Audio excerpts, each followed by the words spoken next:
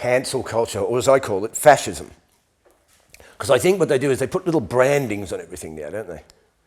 They brand everything. It's cancel culture. What, a culture? We're creating a culture of cancelling people. Now, this is called fascism or communism, or you're shut down, or authoritarianism. It's not cancel culture. That's how I describe the modern world now. They love slogans, don't they? I mean, I'm at the service station the other day. We're on the road with my tour manager, and we're just getting a coffee late at night at the service station, and they've got one of these machines and the thing. And everything on the coffee machine is telling me how moral they are, and they're saving the third world. And it's just a coffee machine, mate. You know, the world now is it's like neon signs telling you how everything good, but behind that neon sign is just an empty, dusty warehouse with one filing cabinet and a tipped-over chair. You know, nothing's got any substance. We just made it look. Oh, this is what's happening on the outside. What's going back there? Oh, don't go back there. Don't go back there. Nothing's going on back there, but you know, we've got a little slogan. We've got a little slogan in the neon sign to make you think that everything's happening well. So it's rubbish, cancel culture. Who gave these people the right to save the world and cancel everybody? Because what these cancel culture people don't understand is that you're just an emotionalised landmine. That's what you are. You've been emotionalised into an erroneous reaction. So you go, and you're just doing our job for us. And then when we don't need you anymore, we're going to come for you. This is what these people don't get. It's a great saying, this therapist I had once. He was a sort of Buddhist, non-dual therapist guy. And here's, in my new show, I've got I want the old fun gay men back. Because it seems to be the establishment has coveted the outsider to bring them into the fold, hasn't it? Right? Under the guise of you'll have rights and acceptance and all this, right?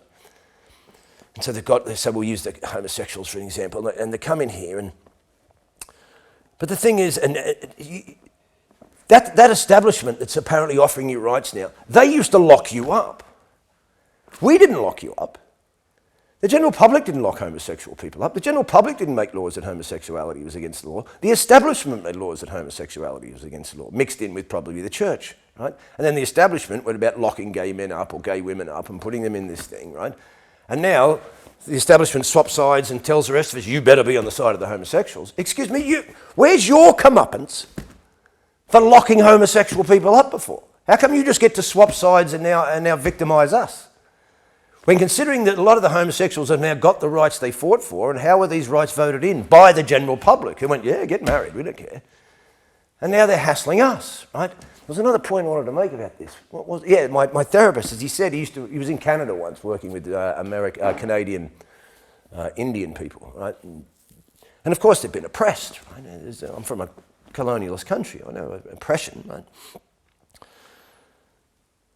But this woman was still going on about the white man and the establishment, the white man, the establishment and all this, and he just sat her down one day, he said, stop expecting your oppressor to give you freedom. Right? He goes, it's the wrong move. Your oppressor doesn't give you freedom. He goes, you don't ask the rapist to rub your back.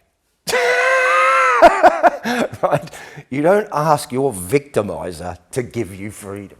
So these people have been fooled, I think, by an establishment, and then when their job's done. It's like feminism. That was the big thing for ages, wasn't it? The poor women, the poor women, the poor women. And now they've transcended that to the transgenders. Now the women, right, get rid of them. We don't care about them anymore. Right? Because they made up these. I remember this ad in Australia. Maybe this hasn't got to do with the question, but I'd like to point it out. There was an ad in Australia. It was so brutal against men becoming against domestic violence. And the ad was a young kid about 10, and he's hit his sister or something, right? And he's at the back door peering in like he's Damien from The Omen, right? And you see Dad sort of out of focus in the background, mowing the lawn, which is all subliminal propaganda. See Dad's out there, but he doesn't even know he's there, right? And there's Mum in the kitchen, cowering over the daughter while this kid stares in the back like he's Damien from The Omen, right? I've never met a single mother threatened by her 10-year-old son. Cowering in the kitchen. So at one point you're going, we're strong and independent women, but now you make an ad to protect women by getting her cowering in the kitchen against her 10-year-old son who she's held hostage by. Right? So none of this makes sense. How are you people falling for this? This is the part where I just go, oh, you're really clever, Steve. No!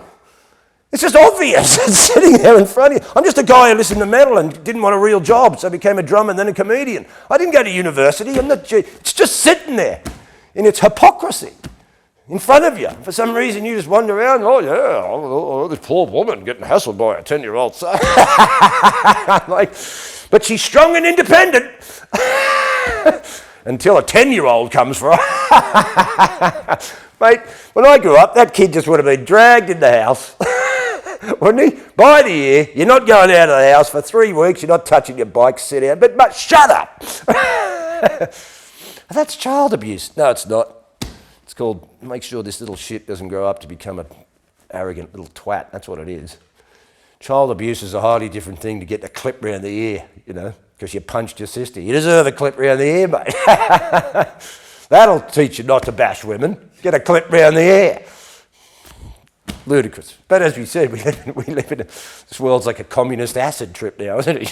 What's going on?